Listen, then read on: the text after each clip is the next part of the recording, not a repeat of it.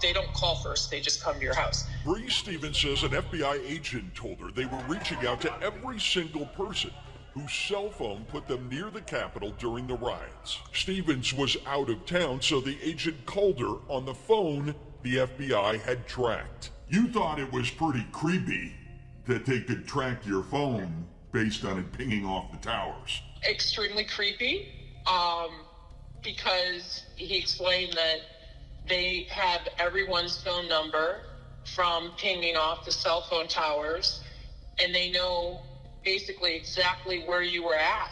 Some civil rights advocates are concerned about the FBI's ability to harvest data from cell phone towers, like the one here disguised as a tree.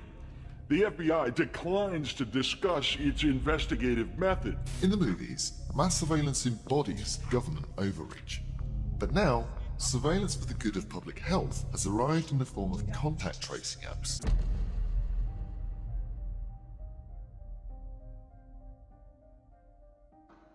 This is a great question. It's a complex one. One of the important things is when we look at these things like Google, aggregating information about like how many people are going to retail stores, how many people are out and traveling. Google's got this information. They're showing us this information, as you said, in a pseudo-anonymous way. But what information are they not showing us? What information do they have? How do they gather it? How do they collect it? Google is not, in a meaningful way, a cellular services provider, right? So there's two ways that location information is tracked broadly historically from mobile devices. And now there's a third, which is code tracking applications that sort of piggybacks on previous one earlier. But we talked earlier about this fabric, all these people you got to trust as your communications cross the internet.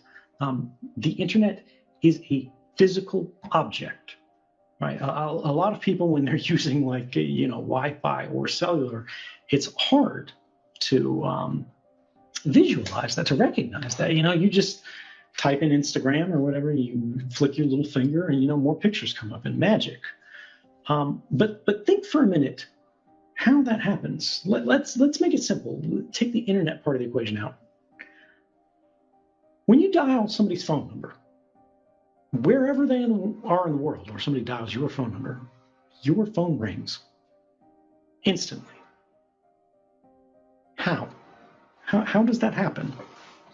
What is required by the architecture as it exists today? And who's activating it? Who made your phone ring, right? Well, the cellular phones are based on security standards.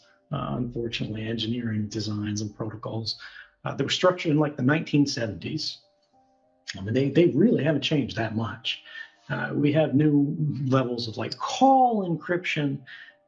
We have new signaling standards to sort of signal things more quickly, send data more quickly, route calls more efficiently. You've of course heard of 2G, 3G, 4G, LTE, 5G, all these things. But the raw bare network, how it's connected, right? The different signaling standards that we're talking about are riding on top of this large global shared network. And many different providers in many different countries operating under many different systems of laws all have to share and interoperate with. And so this is why they have these old janky shared standards. Your phone in your pocket, in your hand, on the table, like even if you're not using, the screen is off, but it's turned on, it's charged, is right now screaming out in the air, here I am, here I am. And it's going out to the cell phone tower. And cell phone towers are taking notes. They're going, is there anybody who's on this, basically spectrum that's asking for an association, which is the reason that your phone is shouting this stuff out. It's asking for a cell phone tower to pair with it and go, which cell phone tower do I hear the most loudly? And that's sort of a proxy for closeness, for proximity. If they're all using relatively the same levels of power, the one that your phone hears the loudest probably has the highest power. You probably have the best signal to it, and vice versa. Right? You create these pairwise connections, your phone to the nearest cell phone tower.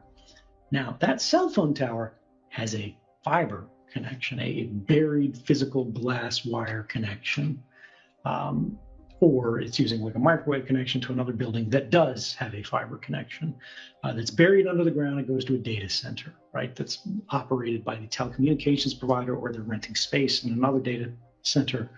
And what they're saying is, I've got these handsets, phone handsets, with these unique identifiers, your IMEI and your IMSI, these mobile identifiers we talked about before.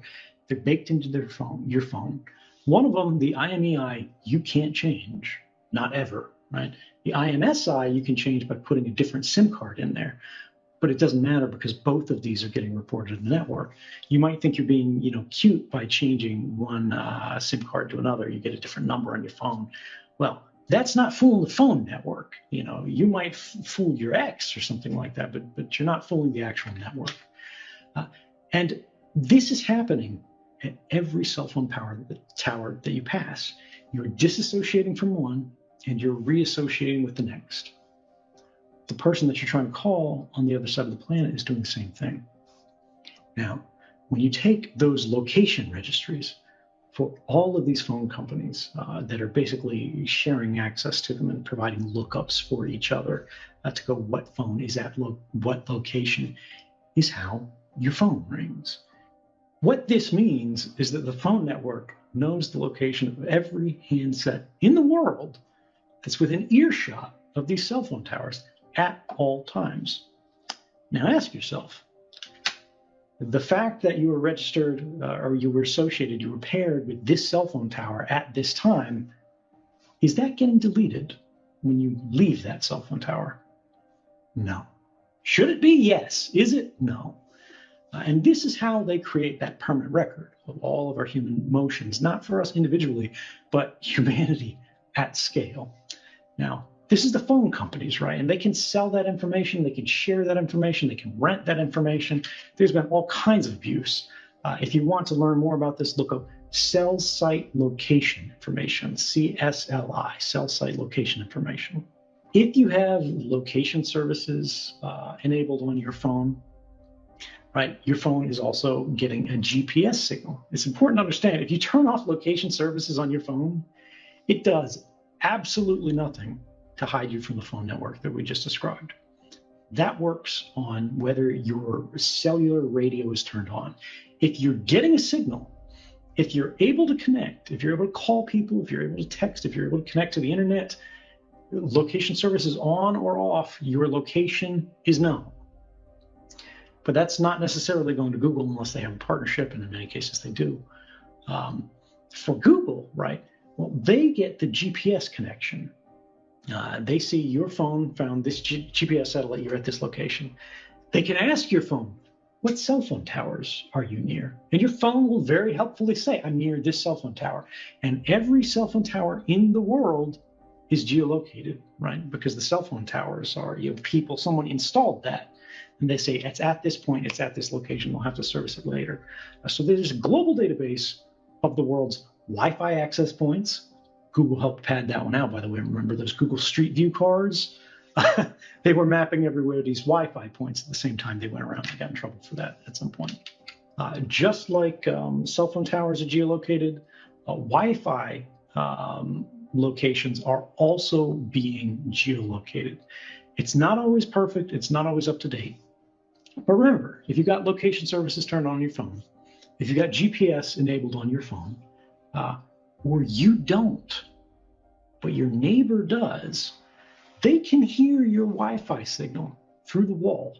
Even if they can't connect to it, they hear it's there, right? They also, hear the Starbucks next door. They also hear your other neighbor over there.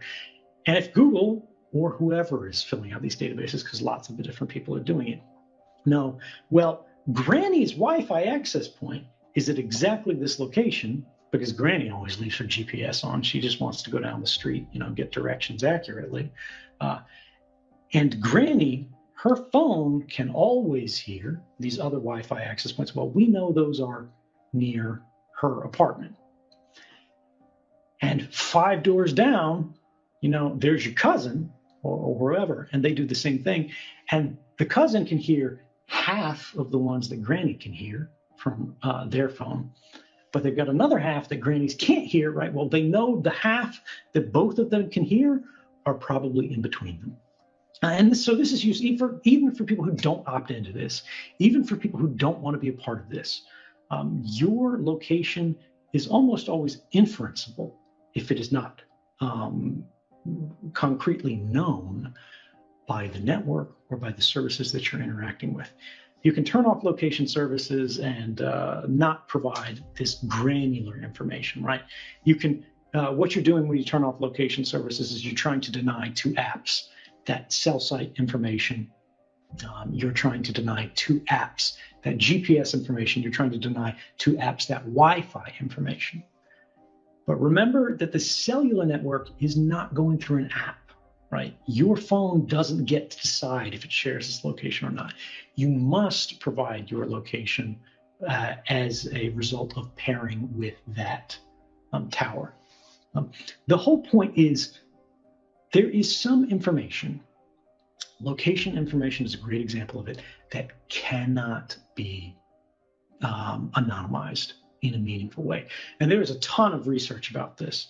You only need 3 known locations of a person in order to de-anonymize their identity in an anonymous location database. This has been demonstrated by the New York Times that tracked, Secret Service agents working for Donald Trump's security detail. It's been done by private security researchers. It can be done by you in your own research. Think about it. If you know someone gave a talk at this time, at this date, they were at this conference, and then they were at another conference in another city at another time, they work at this university, right? And maybe you have something like they were at this restaurant, or, they live at this location, or anything like that. These are points that are going to be unique to that person very quickly. Human movements cannot be anonymized.